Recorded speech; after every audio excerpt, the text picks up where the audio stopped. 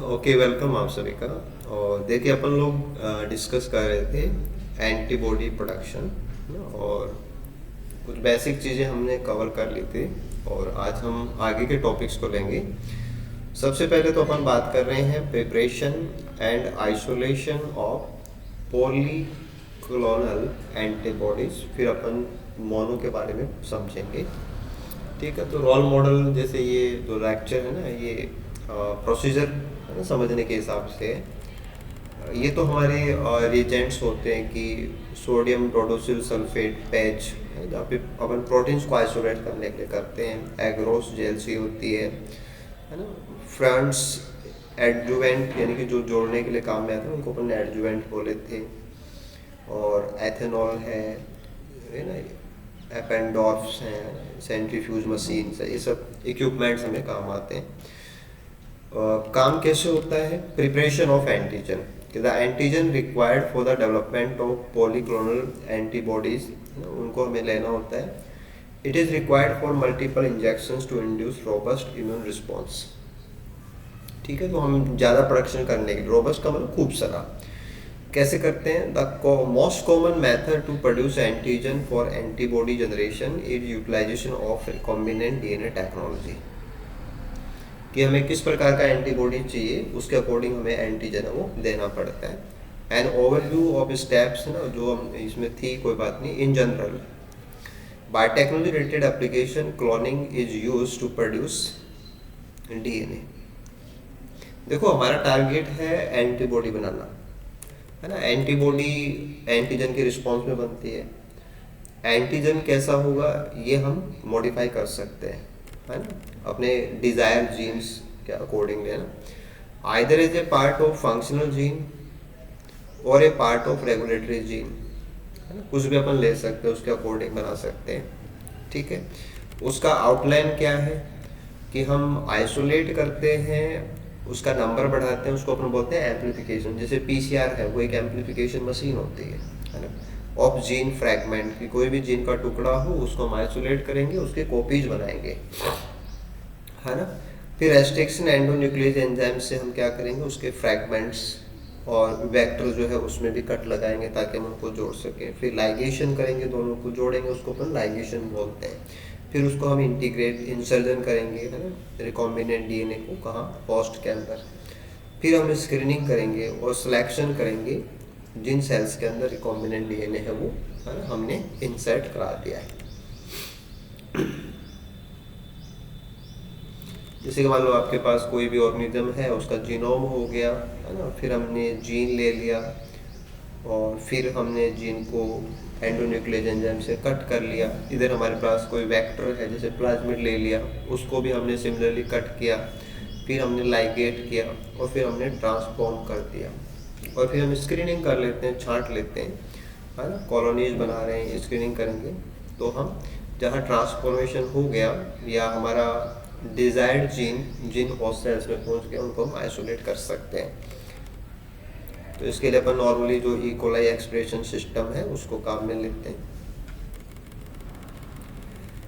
ठीक है, इसमें भी क्या क्या होता है? ट्रांसफॉर्मेशन है, ग्रोथ ऑफ बैक्टीरिया है, इंडक्शन है, रिकवरी है bacteria, and analysis of protein expression.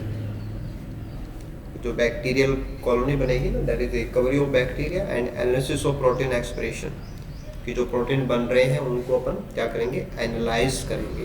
Analyse का मतलब अलग अलग चीज़ों को पता लगाना। कि bacteria can be recovered from the culture with a brief centrifugation of 8000 to 9000 round पर मिनट। आरपीएम का मतलब जब सेंट्रीफ्यूज मशीन चलती है तो उसमें जो राउंड्स होते हैं दैट इज आरपीएम।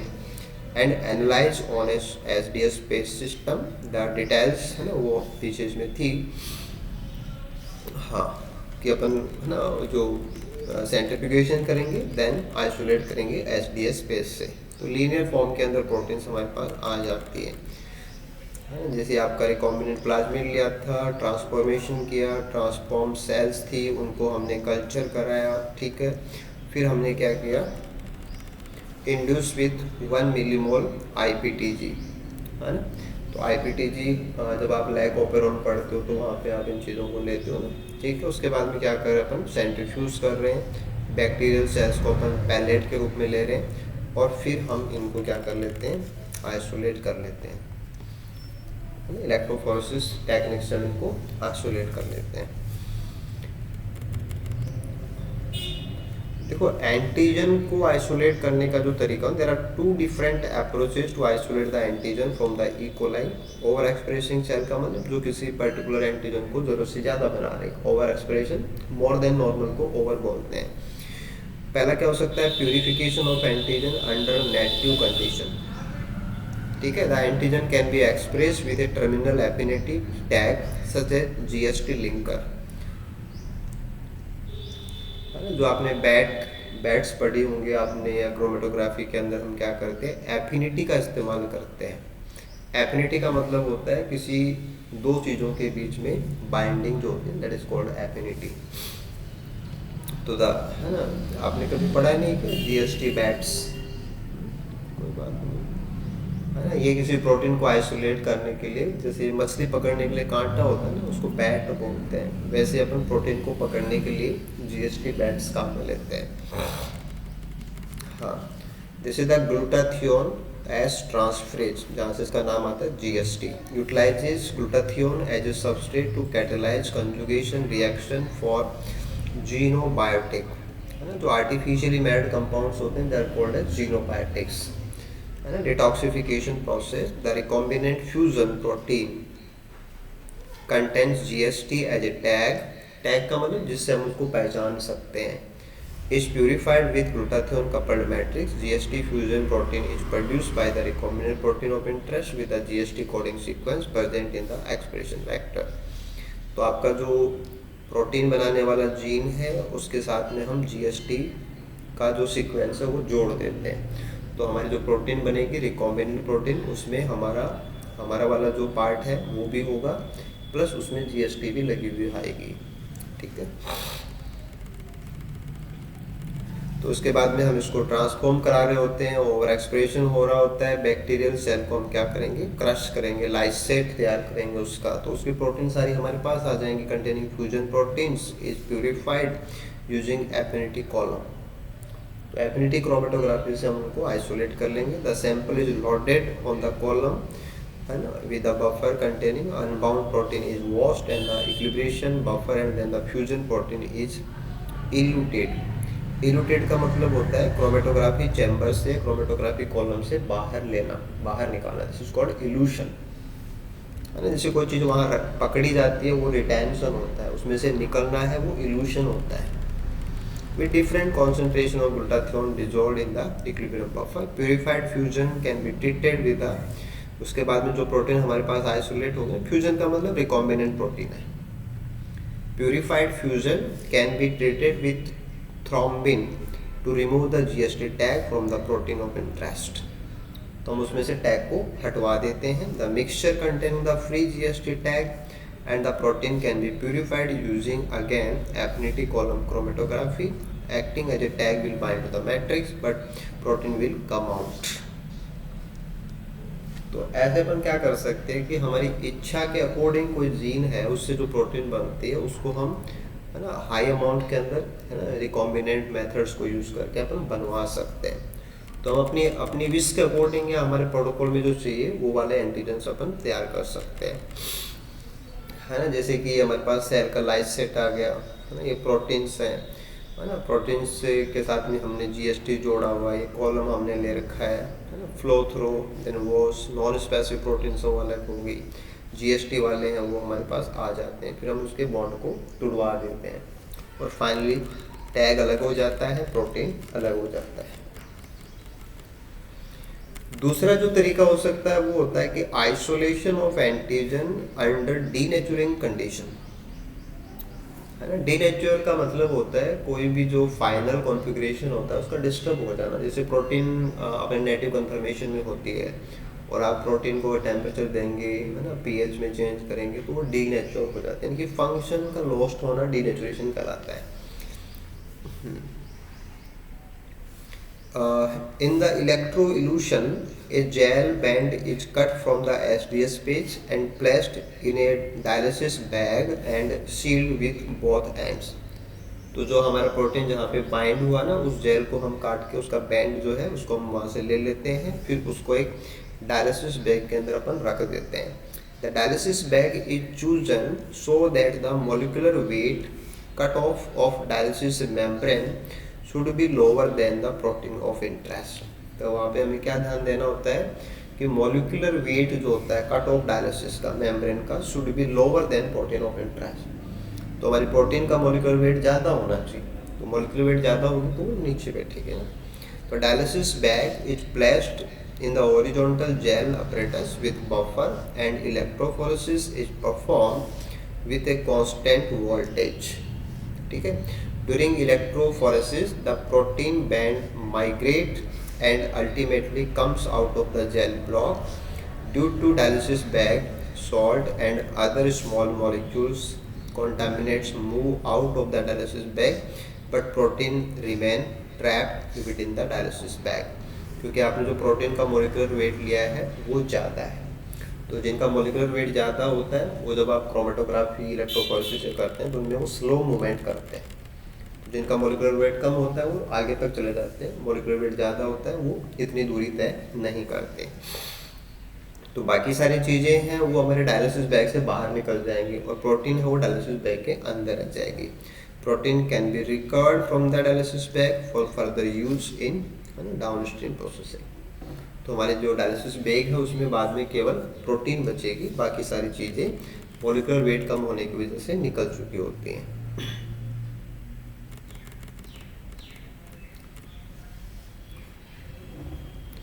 जैसे आपने डायलिसिस बैग लेके उसको दोनों एंड से सील कर दिया, फिर तो इलेक्ट्रोफोरेसिस करते हैं, प्रोटीन भी है, बाकी सारी चीज़ें इसमें से निकल जाती हैं जिनका मोलिकुलर वेट कम है, प्रोटीन हमारे पास केवल बच जाती है।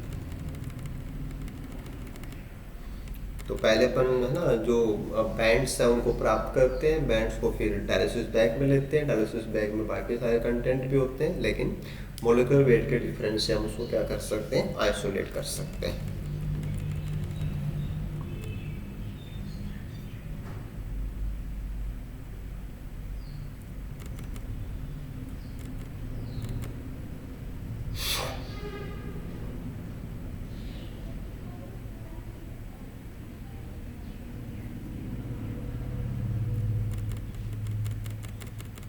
ठीक है, इसके बाद में हम सेकंड पार्ट लेते हैं, ये है generation of hybridoma and isolate the monoclonal antibodies.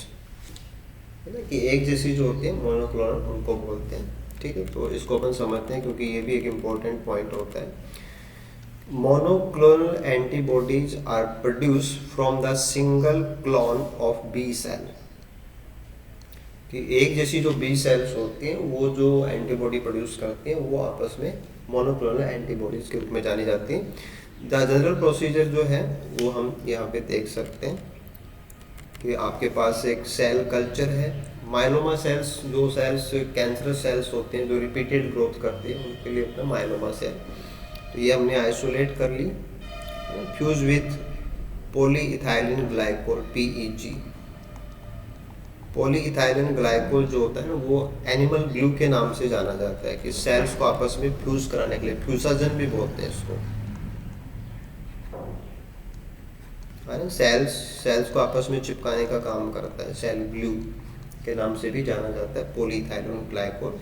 ठीक है, ऐसे हमने क्या ले रखा है, कोई एंटीजन हमने यूज़ किया और उसकी जो स्प्लिन सेल्स हैं वो हमने यहाँ पे ले ली और दोनों को हमने क्या करा दिया, फ्यूज करा दिया। एक तो वो सेल्स ले ली जो क्या करती हैं, रिपीटेड सेल डिवीजन करती है, रिपीटेड सेल डिवीजन, तो ज़्यादा बार ग्रो करेंगी। और दूसरी हमने वो ले ली सेल जिनके अंदर हमारा एंटीबॉडी बनाने की कैपेसिटी है। ठीक है, फिर हमने उनको फ्यूज़ कर दिया और फिर हमने क्या किया, प्रोपेगेट क्लॉन्स, है ना, उनको हमने मल्टीप्लाई किया, ग्रो इन मास कल्चर। और अगर हम है ना इनको फ्रीज भी कर सकते हैं, स्टोर कर सकते हैं, और स्टोर से वापस थॉविंग, है ना, जैसे जमना जो होता है वो फ्रीजिंग होता है, जमे हुए को वापस नॉर्मल टेम्परेचर लाना उसको अपन थाविंग बोलते हैं। ठीक है, और अगर हम इनको माउस में डालेंगे तो क्या होगा, उनमें है ना कैंसरस ग्रोथ होगी, इंड्यूस ट्यूमर्स, एंटीबॉडी तो बनेगी लेकिन इंड्यूस ट्यूमर्स, क्योंकि वो कैंसर सेल्स हैं, ठीक है। तो अगर हम इनको कल्चर के अंदर मास कल्चर कराते हैं तो हमें बहुत सारी मात्रा के अंदर एंटीबॉडी हो, क्योंकि एक जैसी सेल की है तो हर एंटीबॉडी एक जैसे होंगे।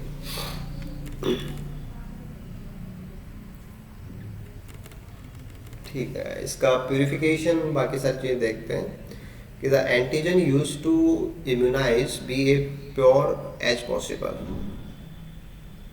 कि हमें एक प्योर एंटीजन इस्तेमाल करना होता है। Use of pure antigen reduce the generation of cross reactive antibodies, क्योंकि हमें जो प्रोडक्ट चाहिए वो बिल्कुल से क्या चाहिए, एक जैसे चाहिए। तो अगर एंटीबॉडीज़ के अंदर वेरिएशन होगा तो उनमें क्रॉस रिएक्शन हो सकती हैं। Two different methods to produce, है ना, जो बताए गए थे, कोई बात नहीं, आज कोई मतलब नहीं है। प्रिपरेशन ऑफ इम्यूनोजन, कि हम प्रिपरेशन कैसे करते हैं। Combine 100 microlitre of antigen with an equal volume of Freund's complete adjuvant to a final volume of 200। तो 100 ml हमारे पास एंटीजन होता है, 100 ml हमारे पास फ्रॉन्ट्स एडजुवेंट सॉल्यूशन होता है, तो हम 200 ml बना चुके होते हैं। मिक्स थॉरोली, अच्छे से मिलाते हैं, टू ऑब्टेन द इमल्सन, है ना। जैसे आप तेल को पानी में डाल के हिलाते हैं तो उसका इमल्सिफिकेशन होता है, छोटे छोटे बूंदों में टूट जाता है। यूजिंग ए सिरिंज और a pipette, the perfect emulsion of antigen can be tested by dropping a small amount into the beaker containing water. A good emulsion will not spread on water surface. तो हम उसका एक emulsion तैयार करते हैं, है ना। हमारे पास एंटीजन होता है और फ्रॉन्ट सॉल्यूशन है, दोनों को मिक्सअप करके उसका हम एक इमल्सन तैयार करते हैं। उसके बाद में क्या होता है कि हम, है ना, इन विवो इम्यूनाइजेशन करते हैं ऑफ माइस का। तो before immunization take out 0.1 to 0.5 ml mice blood from the tail vein before the first injection. Incubate the sample at 4 degrees centigrade at 30 minutes and allow the blood to clot. Centrifuge करते हैं sample को 700 G for 10 minutes. Collect the serum, जो protein होते हैं उसको collect करेंगे, store in -20 degree centigrade and labelled as pre immune serum, है ना। इंजेक्ट कराने से पहले का सीरम हमारे पास वो स्टोर हो जाता है। फिर क्या करते हैं, take out 5 mice from the cage and sterile them by spraying 70% alcohol. Inject 200 microlitre antigen mixture पर mice. During this step either use a helper to hold the mice और use a restriction device to hold the mice, ठीक है। उसके अंदर अपन डाल देते हैं। Briefly clean the injection site with 70% ethanol and inject antigen from multiple routes. तो हम इनको जैसे इंट्रावेनस डाल सकते हैं, इंट्रापेट्रोल डाल सकते हैं। माइस के अंदर इंजेक्शन लगाने के तरीके होते हैं, है ना। या हम सबक्यूटेनियस लगा सकते हैं, स्किन की ठीक नीचे इंट्रामस्कुलर लगा सकते हैं। हाँ, after injection keep the mice back to their cage. Combine 100 microliter antigen with an equal volume of incomplete adjuvant to a final volume। वहाँ से बनाएंगे, इस बार अपन incomplete adjuvant लगाते हैं। Mix thoroughly to obtain the emulsion using a syringe or pipette। After 4 weeks of first injection, inject the first booster dose। Repeat booster injection for 5 times every 4 weeks to generate a robust immune response and to develop the memory B cells। तो एक बार injection जब हमने कर दिया उसके बाद में हम रूटीन में, है ना, रोबस्ट एंटीबॉडी बनाने के लिए हम उसको रिपीटेडली इंजेक्शंस दे रहे होते हैं।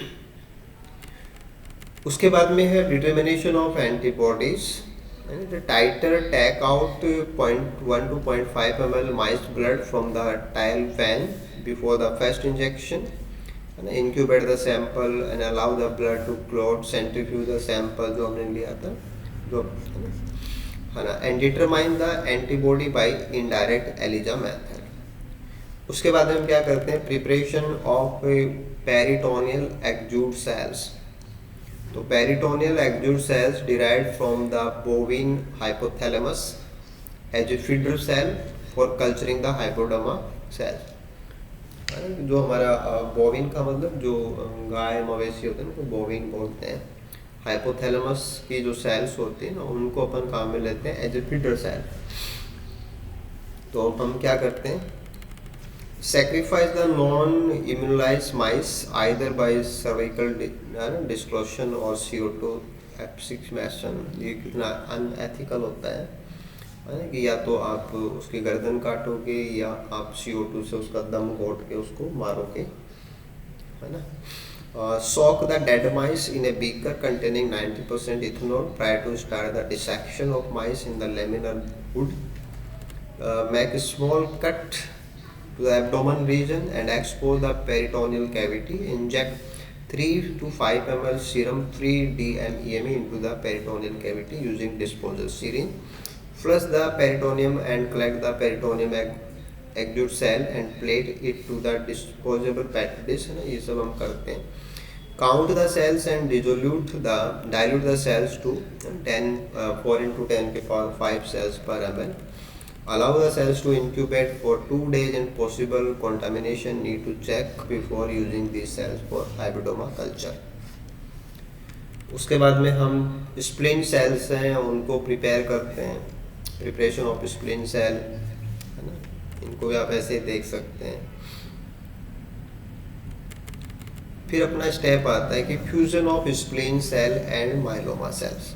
ये स्प्लिन सेल्स और माइलोमा सेल्स को अपन फ्यूज करते हैं कि mix spleen and myeloma cells in a ratio of 5:1 और 10:1 इन स्ट्राइल सेंट्रीफ्यूज ट्यूब।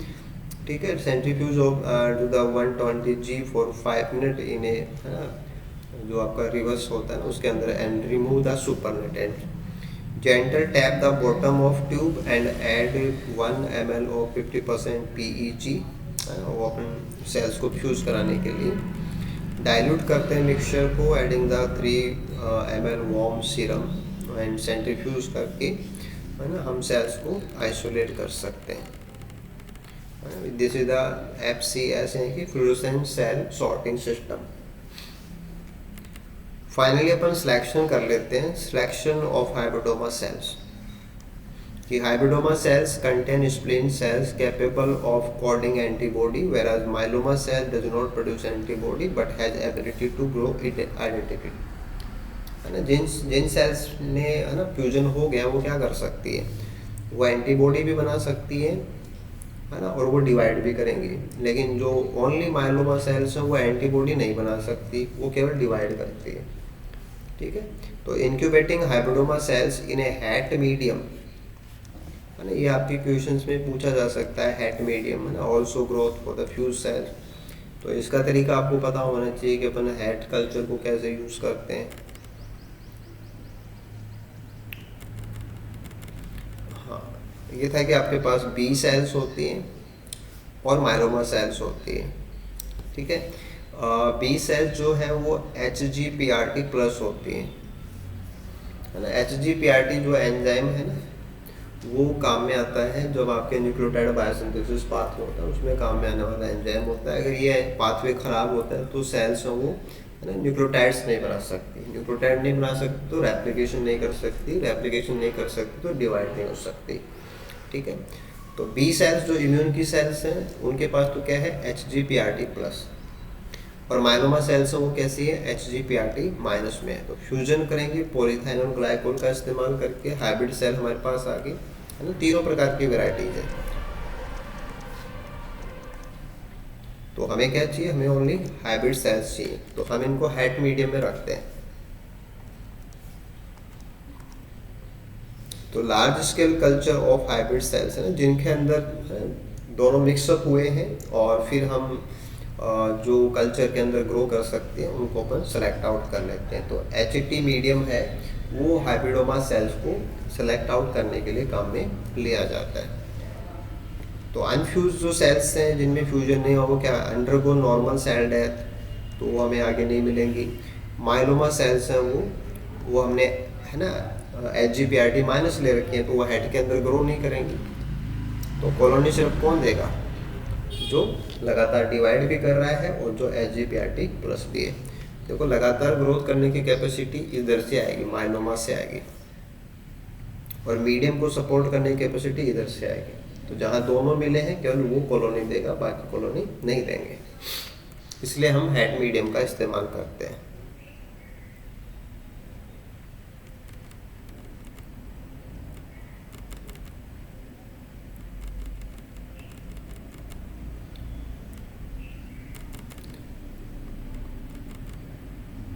ठीक है, ये इसका वो जो पाथवे सिस्टम है वो बताया हुआ है। देख, तो एक तो होता है डिनेवो पाथवे। डिनेवो का मतलब होता है न्यू सिंथेसिस। एक होता है साल्वेज पाथवे। साल्वेज का मतलब होता है कि डिग्रेडेशन जो पाथवे होता है वहाँ से चीज़ों को वापस से रिट्राइव करना। डिग्रेडेशन पाथवे से, जैसे कोई चीज़ टूट रही होती है, उसमें से कुछ काम का है वो वापस से हम काम में ले लें, उसको साल्वेज बोलते हैं।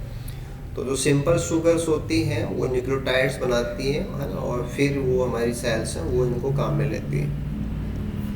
तो हम डीएनए को तो हम क्या करते हैं, पूरा ब्लॉक कर देते हैं कि सेल्स हैं वो, है ना, शुगर से न्यूक्लियोटाइड्स नहीं बना सकती।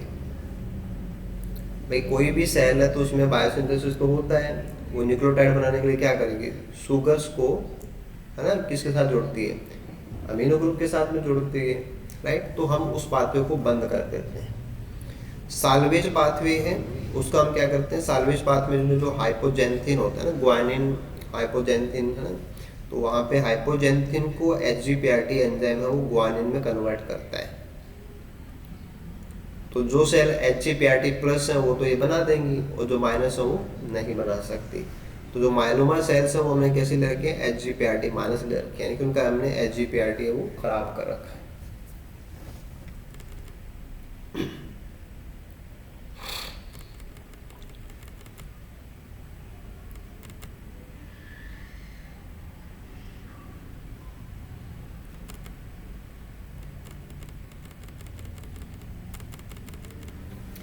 ठीक है, इसके बाद में अपन समझते हैं कि प्यूरिफिकेशन कैसे करेंगे, है ना। जो बन जाते हैं उनको अपन प्योर कंडीशन में ऑब्टेन करना प्यूरिफिकेशन कहलाता है। तो हमें एफिनिटी क्रोमेटोग्राफी लेना पड़ेगा।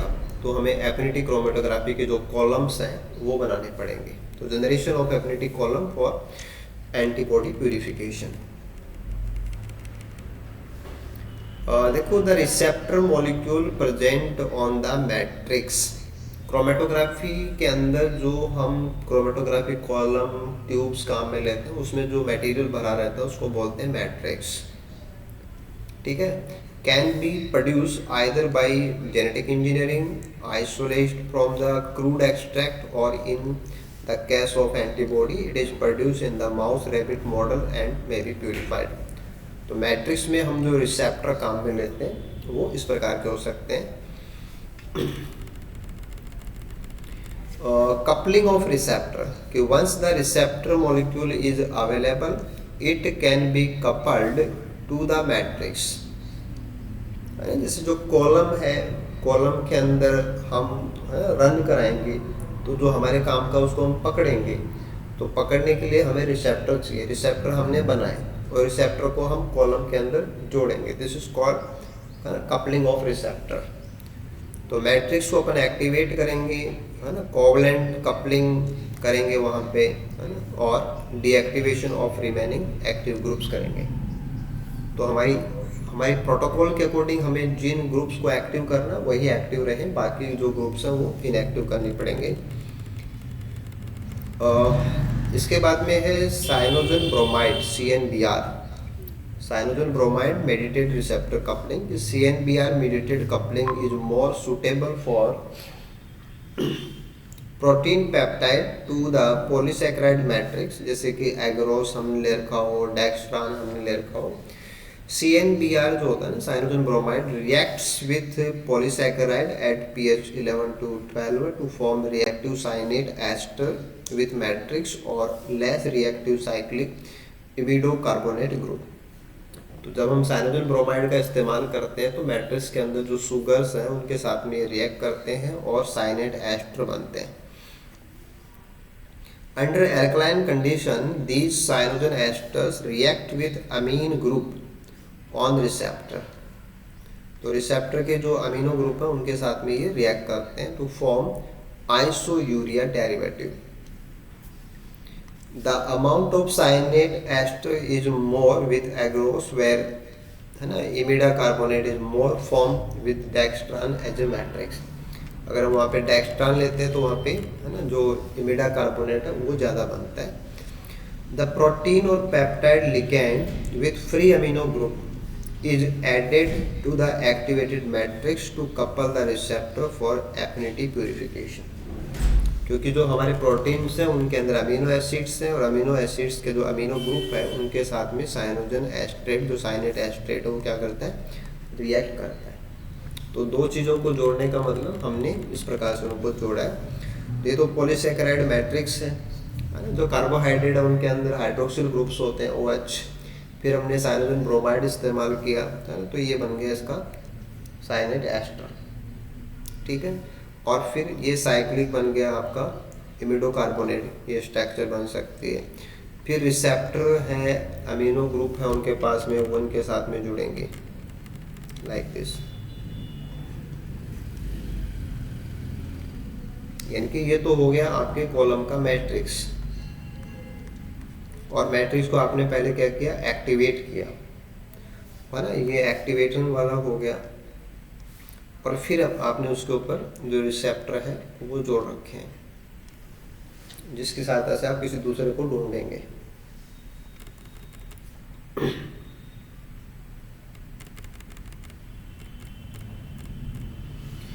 ठीक है, तो अपन यूज कर सकते हैं है ना, मोनोक्लोनल एंटीबॉडी जो हमने बनाई थी उसको हम एफिनिटी क्रोमेटोग्राफी का इस्तेमाल करके सेपरेट आउट कर सकते हैं।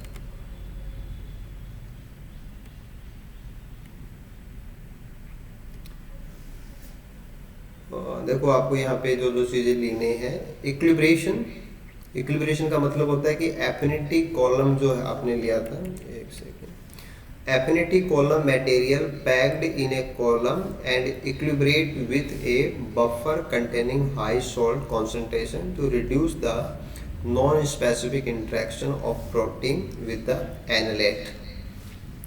तो जो अनडिजायर्ड रिएक्शंस है उनको रोकने के लिए हम क्या करते हैं, उसको 0.5 मोलर कॉन्सेंट्रेशन NaCl के साथ में इक्विलिब्रेट करते हैं।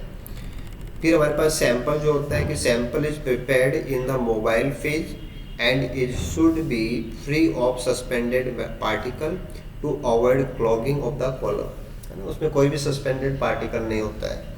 The most recommended method to apply the sample is to inject the sample with a syringe, load the supernatant from the hybridoma cell culture into the column. Sample can reload onto the column about 2-3 times to ensure 100% binding. तो हमारे पास जो chamber होता है ना, उस chamber के अंदर हम सैंपल को लोड करते हैं। Wash the column 2 times with 10 column volume using equilibrate buffer. तो हम उसको कॉलम को वॉश करते हैं। फिर हमारा पार्ट आता है इल्यूशन, कि there are many ways to elute a analyte from the affinity column. उसमें क्या क्या ले सकते हैं आप, increasing concentration of counter ligand, कि आप काउंटर लिगेंड जो होता है उसकी कॉन्सेंट्रेशन को बढ़ा सकते हैं। Change the pH polarity of the mobile phase, कि मोबाइल फेज का pH है उसको चेंज कर सकते हैं। और एक डिटर्जेंट आप इस्तेमाल कर सकते हैं, है ना, क्योट्रॉफिक साल्ट जो है उनका आप इस्तेमाल कर सकते हैं। यानी कि जो एफिनिटी है उस एफिनिटी को डिस्टर्ब करेंगे तब हमारा जो मॉलिक्यूल जुड़ा हुआ है वो ट्यूब से बाहर निकलेगा, कॉलम से बाहर निकलेगा, तो उसका इल्यूशन होता है। Neutralise the acidic elude, elude का मतलब जो कॉलम से बाहर आता है, with 1 molar trace pH containing 150 ml NaCl, the purified antigen can be stored further in the low temperature condition.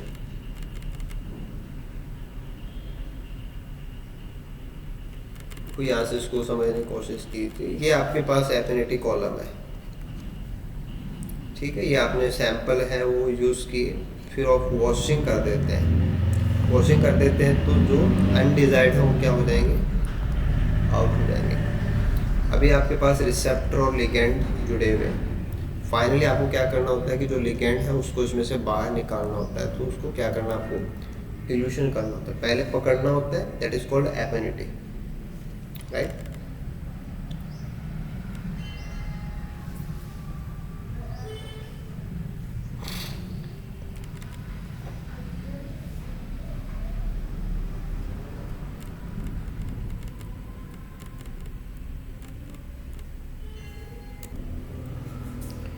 देखिए नेक्स्ट पार्ट अपने पास जो इसमें है वहाँ अपन देखेंगे कि measurement of antibody titer by an indirect Elijah,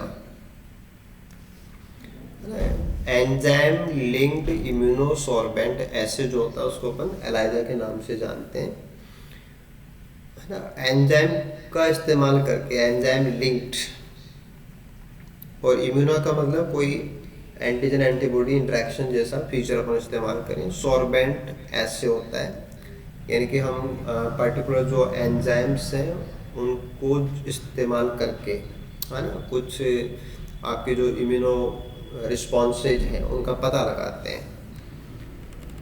देखो बेसिकली क्या है कि ELISA is a immunological technique use to measure the level of antibodies और antigen in a particular fluid, जो भी सैंपल होता है। तो किसी भी सैंपल के अंदर पर्टिकुलर जो एंटीबॉडीज हैं, एंटीजन्स हैं, का पता लगाने के लिए हम एलाइजा यूज़ करते हैं। It has been used in diagnostics to identify the antigen और cross reaction antibody. ELISA can be perform in different ways, either measure antibody or to measure antigen। देखो एक तो होता है हमारे पास indirect ELISA।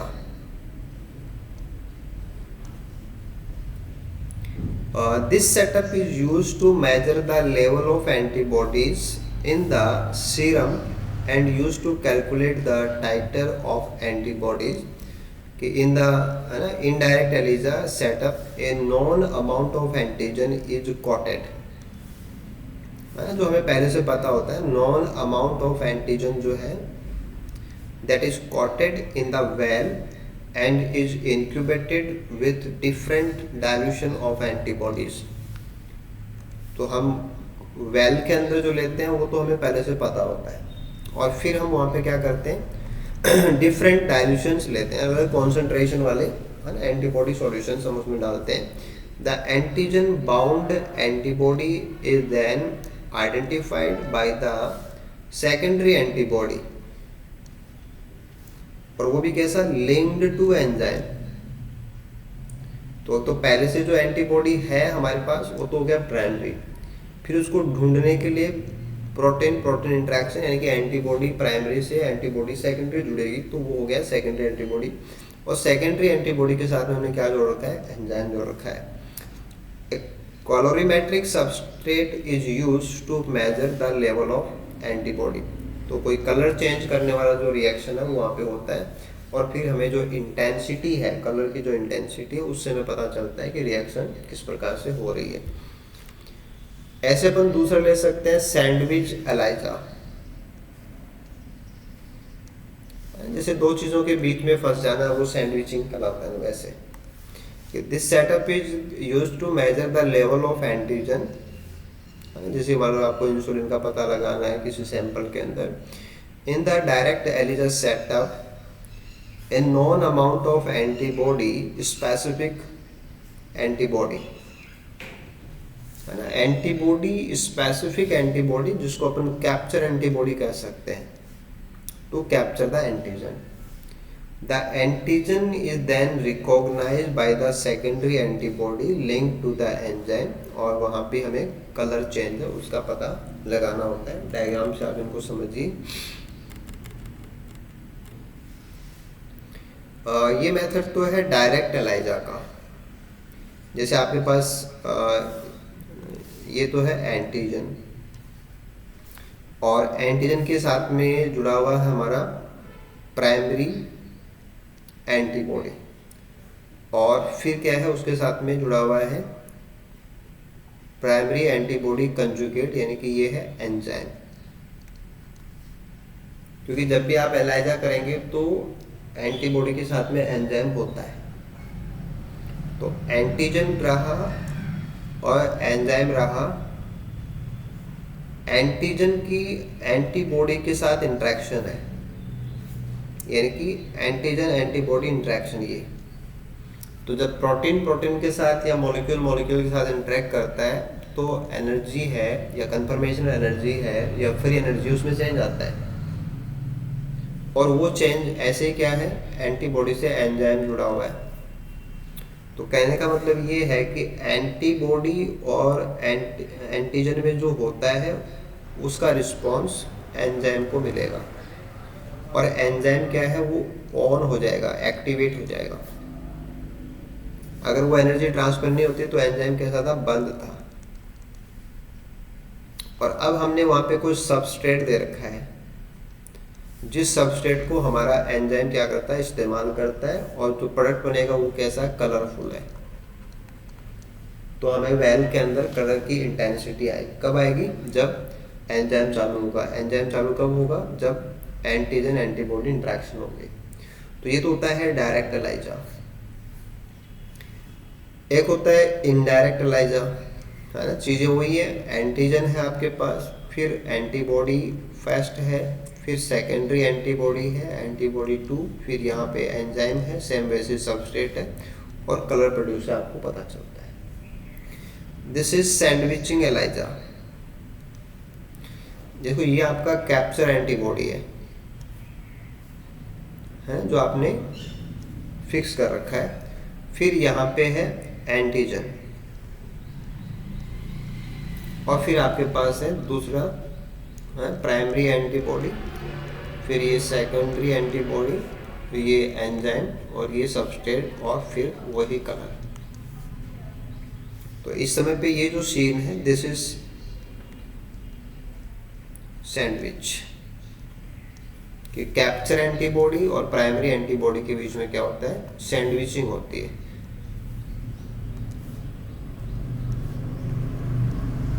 तो किसी एंटीजन को ढूंढने के लिए हम इस प्रकार से सैंडविच एलाइजा का इस्तेमाल कर सकते हैं। एक अपने पास होता है कॉम्पिटिटिव एलाइजा। कॉम्पिटिटिव का मतलब होता है किसी एक चीज के लिए दो में झगड़ा, है ना, लाइक दैट। तो ये आपका एंटीजन है ना, और ये इनहिबिटर एंटीजन हमने ले रखा है, जो इनहिबिटर एंटीजन है। तो अब जो इसके साथ में जुड़ेगा, है ना, उसके अकॉर्डिंग हमें जो कलर चेंज है वो प्राप्त होगा। तो एंटीजन के साथ में बाइंडिंग कौन से वाला करेगा ना, उसके अकॉर्डिंग हमारे पास कंपटीशन होता है। तो कंपटीशन एलाइजा काम में ले सकते हैं, सैंडविच ले सकते हैं, इनडायरेक्ट ले सकते हैं, डायरेक्ट ले सकते हैं। जितनी भी एलाइजा होंगी उन सब में क्या होता है कि आपके पास एक इम्यूनो प्रोटीन होती है जो यहाँ पे रेड कलर से दिखाई हुई है, एंटीबॉडी, है ना। और फिर एक एंजाइम का इस्तेमाल करके हम क्लोरीमेट्रिक जो रिस्पॉन्सेज हैं उनको ऑब्जर्व करते हैं। जैसे विकिपीडिया के सोर्स से भी आप काम में ले सकते हैं। The enzyme linked immunosorbent assay ELISA is a commonly used analytical biochemistry assay first described by Eva Engvall and Peter पैलमैन 1971। तो ऐसी चीज़ें कि आपके एग्जाम के हिसाब से जरूरत रहती है, ठीक है। तो ऐसे जो solid phase type of enzyme immuno assay, है ना, to detect the presence of a ligand. Commonly कोई अमीनो एसिड होता है in a liquid sample using antibody directed against the ligand to be measured. तो ELISA has been used as a diagnostic tool in medicine, plant pathology. तो बहुत सारे इसके uses हैं, है ना। In the most simple form of an ELISA, antigen from the sample to be tested are attached to the surface, then a matching antibody is applied over the surface so it can bind the antigen. This antibody is linked to an enzyme and then any unbound antibodies are washed out. In the final step, a substance containing enzyme substrate is added. If there was binding, the subsequent reaction produce a detectable signal. Most commonly क्या होता है, colour change होता है।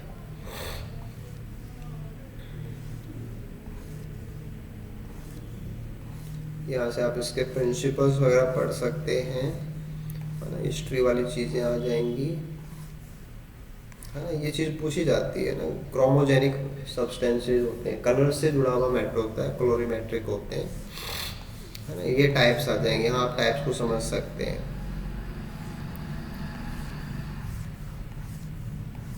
ये ना sandwich वगैरह बहुत detail से आपको समझना ना। आप यहाँ से कॉम्पिटिटिव है, इनडायरेक्ट है,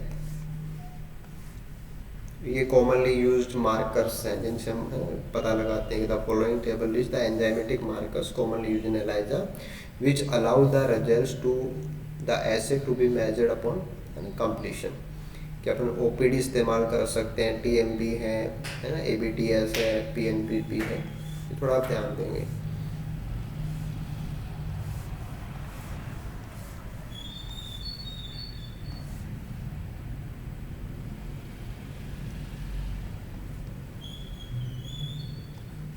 ऐसे जो आपका है enzyme linked single molecule area, हालांकि ऐसा कुछ पूछा तो नहीं गया लेकिन फिर भी आप देख सकते हो, एलाइजा का ही डेरिवेटिव है।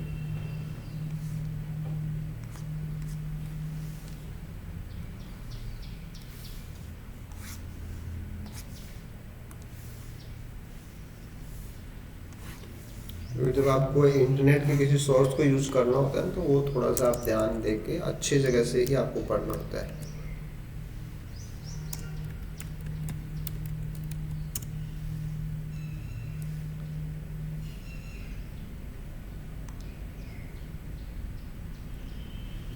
ये आपका रिया का मेथड होता है ना, रेडियो इम्यूनो एसे। ये immuno essay that use radio labelled molecule है ना। वहाँ पे तो अपन क्या करते हैं, एंजाइम का इस्तेमाल करके सबस्ट्रेट को प्रोडक्ट में कन्वर्ट करके कलर के हिसाब से पहचानते हैं। और यहाँ पे रेडियो लेबल्ड मॉलिक्यूल्स होते हैं with step wise formation of immune complex. A RIA is a very sensitive in vitro assay technique used to measure concentration of substrate using है ना, स्पेशली एंटीजन कॉन्सेंट्रेशन वगैरह के लिए।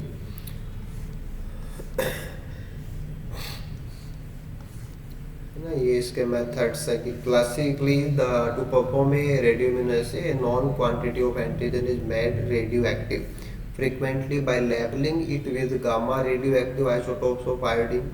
क्या क्या हम यूज़ कर सकते हैं, जैसे कि आयोडीन 125 है, ट्रिटियम है ना, ये सब अपन इस्तेमाल करते हैं। तो जो हमारा एंटीजन है उसको अपन क्या बनाते हैं, रेडियो एक्टिव बनाते हैं। जैसे यहाँ पे सबस्ट्रेट के ऊपर काम करने वाला बनाते हैं एंजाइम जोड़ के, वैसे वहाँ पे है ना रेडियो एक्टिव बनाते हैं। ये इसकी हिस्ट्री आ जाएगी कि this method was developed by Solomon Berson है ना, सुसैन येलो एट द है ना ब्रोनेक्स न्यूयॉर्क। एक कुछ चीज़ें आपको यहाँ से पता हो जानी चाहिए, मतलब साइंटिस्ट के नाम आप देख लेना, मेथड देख लेना है ना, और जो किस प्रकार से होता है या कौन सी है ना मेन रेडियो एक्टिव कंजुगेशन हम कैसे बनाते हैं।